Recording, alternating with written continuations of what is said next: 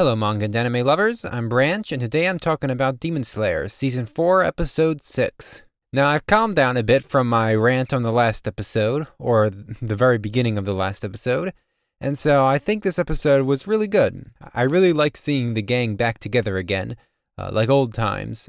I mean, it's been a while since we saw Zenitsu and Inosuke with Tanjiro doing the same task.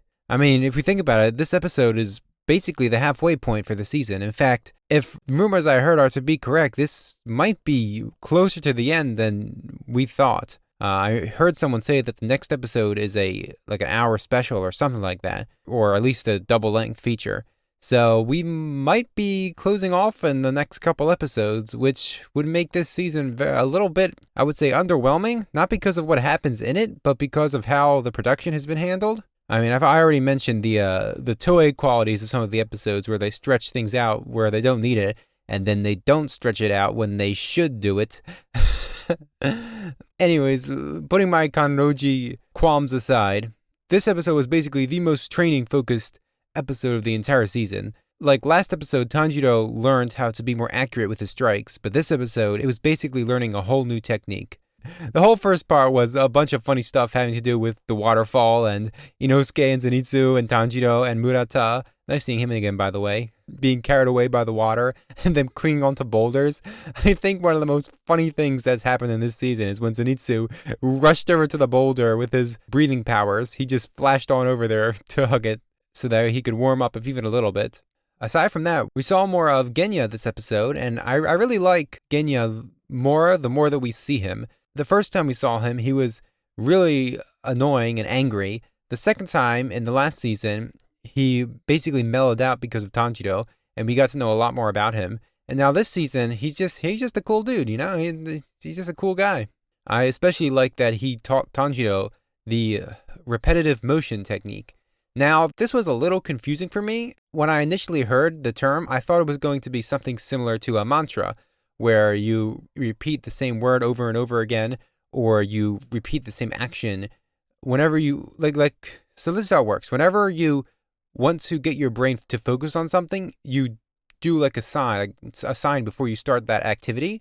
So that way, whenever you do that sign, your brain associates that sign with the activity, and so it gets ready to do that. I think some people do it before going to bed so that way they can fall asleep faster. Something like that. I haven't done it myself, but I have heard of it. They didn't, or at least the subs didn't explain it too well. In the end, I think it turned out to be something like that. The fact that they kept saying repetitive motion and capitalizing on it, like the breathing techniques, that's the part that confused me. And that being said, I do like what it all culminates in. So Tanjiro's trying to push this boulder. I mean, everyone is, but Tanjiro is what we're focusing on. And he uses the repetitive motion to give him the strength. And I find it interesting how Genya describes him and the Stone Hashira picturing their losses and their rage and their anger and their hatred in order to summon the strength to push the boulder.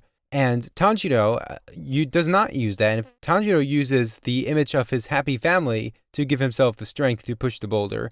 And I really think this is where Tanjiro is set apart from the other Hashira and most of the Demon Slayers in this regard.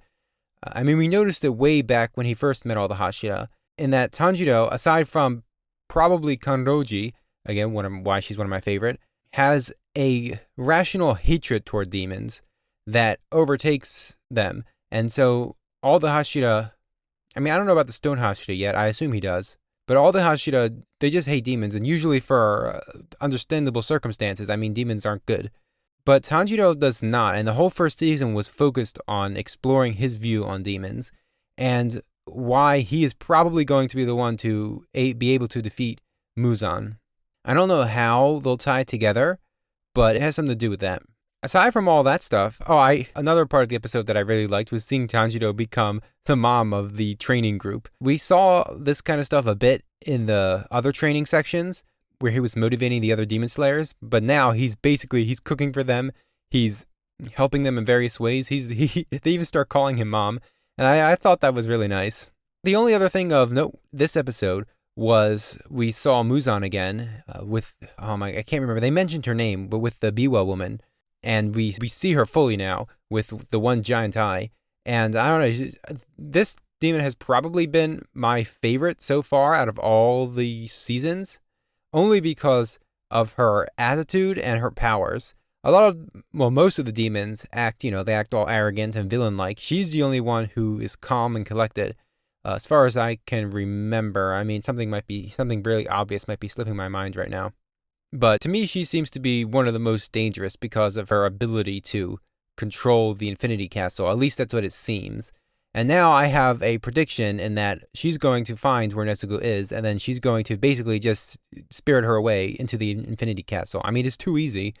My guess is that she can open doors to the Infinity Castle wherever there is a door in the real world, just based on Japan and doors being gateways, and a lot of other cultures too, but doors are gateways. So I assume, if I were to take a huge guess, I assume that she can connect any gateway to the Infinity Castle, and so any door can become a door. So all she needs to do is to get Nezuko to walk through a door, and then there we go, they got her. I don't want that to happen. I feel like that'd be pretty bad, but, it is what it is. Considering the next episode is titled after the Stone Hashira, I assume we'll get to know more about him. I'm still aside from still being miffed about Kanroji being pushed aside, I still wish we would have gotten more on the Snake Hashira and why he hates demons. We might get that later on. I mean, we already know the deal with the Wind Hashira. I wish we had more insight into his actual feelings, but again, I'm sure we'll get that later on. I can't imagine the series ending up without us knowing more about all the Hashira. I mean, we learned so much about a lot of them just this season, despite the Toei Lake pacing. That's about it. That's about all I have to say on this episode. I mean, it was pretty good, pacing, animation-wise, content. I just really hope that this season ends on a banger, because we've had a couple interesting episodes and some direction issues this season. I'm looking forward to how they wrap things up. See you then. Bye.